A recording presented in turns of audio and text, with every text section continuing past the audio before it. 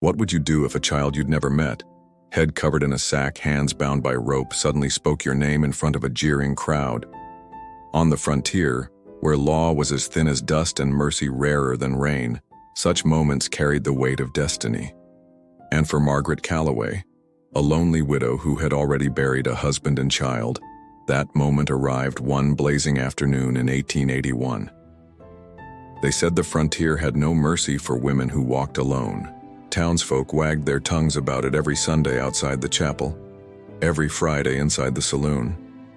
Yet Margaret Calloway had learned long ago that tongues could wag all they wanted. Loneliness didn't care.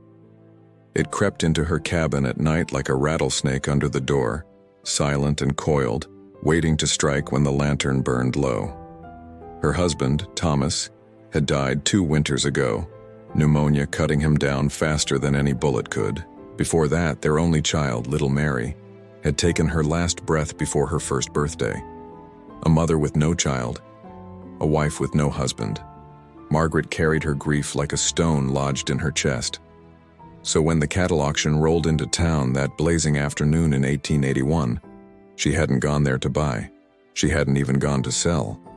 Truth be told, she just wanted to hear the sound of voices, to feel the jostle of bodies around her, to pretend for a moment she wasn't alone in a world that had grown colder by the year.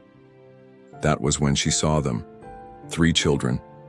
They weren't led to the stage with the calves or mules. They were shoved forward by a pair of drunken ranch hands, sacks tied over their heads, rope biting into their wrists. Their clothes were torn, filthy, and hanging off them like scarecrow rags. The auctioneer laughed as if it were a fine joke. 3 strays, he announced. Found wandering the desert road.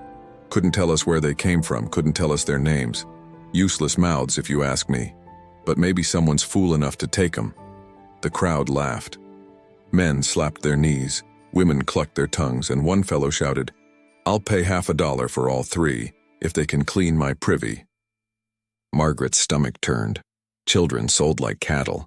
Even on the frontier, where life was cheaper than bullets, this felt wrong.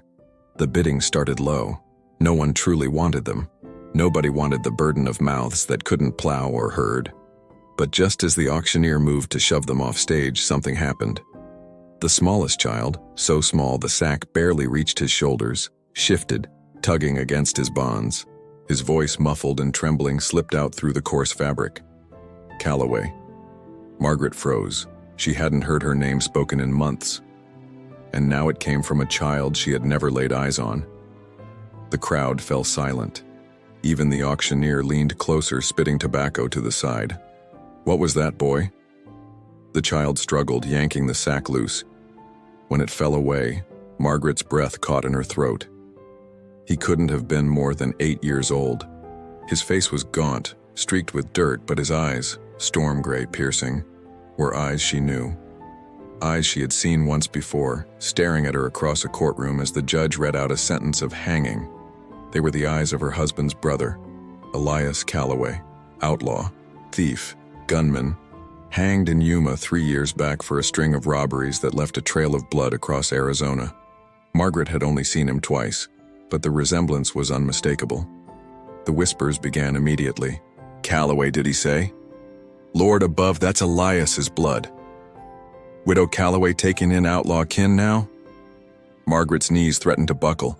She should have turned, walked out, left the children to their fate. But she couldn't. Not with the boy staring at her like she was the only star left in his sky.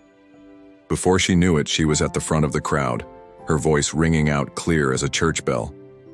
"I'll take them." Gasps and mutters rippled through the auction yard. Men snickered. A woman hissed, "Mad as a hatter, that widow." But Margaret stood tall, pulled the coin purse from her dress, and emptied every last silver dollar she had into the auctioneer's hands. The ranch hands shoved the children toward her. The older girl stumbled, nearly falling.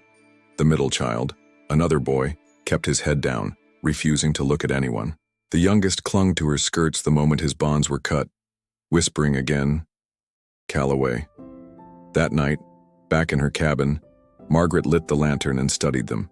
The eldest was a girl of perhaps 12, thin but sharp-eyed, her dark hair tangled in knots. She gave her name reluctantly. Clara. She didn't trust Margaret, didn't trust anyone, but she watched her every move. The middle boy, Jacob, said nothing. His silence was heavy, deliberate, as though words might betray him. And the youngest, the one with storm-gray eyes, was Samuel. It was Samuel who spoke the truth. Our pa told us, if ever we was lost, if ever we had nowhere to go, find Margaret Calloway. He said you'd know what to do. Margaret's hand shook so badly the lantern light trembled. Elias. His voice came back to her from that courtroom, mocking, smooth as snake oil. Blood's thicker than water, Maggie. You'll see. Why would he send them to her? Why curse her with his children, his name, his shame? For hours she argued with herself they weren't hers. She had no obligation. Taking them in meant gossip, scandal, ruin. Yet every time she looked at Samuel's eyes, she saw Thomas, the man she had loved, the man she had buried. At last, when the clock struck midnight, she laid 3 blankets by the fire and let the children sleep. Clara curled up like a cat, Jacob kept his back to them all, and Samuel whispered, "Thank you, Miss Calloway," before drifting off. Margaret sat in her rocking chair until dawn, staring at the flames, wondering what fate she had just tied herself to. The days that followed were harder than any she'd known. Clara fought her on everything, from chores to prayers. Jacob stole bread from the pantry and tried to run once, only to return cold and shivering. Samuel clung to her shadow, asking questions about his father she couldn't bear to answer. And the town? The town turned colder than a well rope. Neighbors crossed the street to avoid her. Shopkeepers muttered about outlaw blood. Preacher Daniels warned her that taking in such children was courting sin.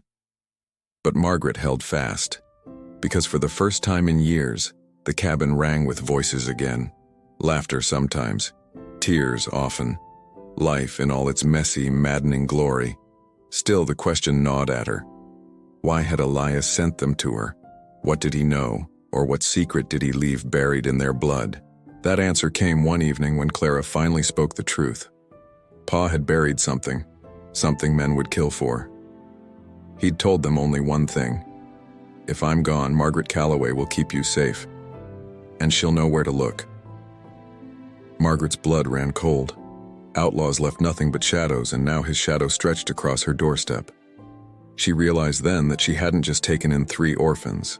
She had inherited Elias Calloway's unfinished story, and whether she liked it or not, it was now hers to carry.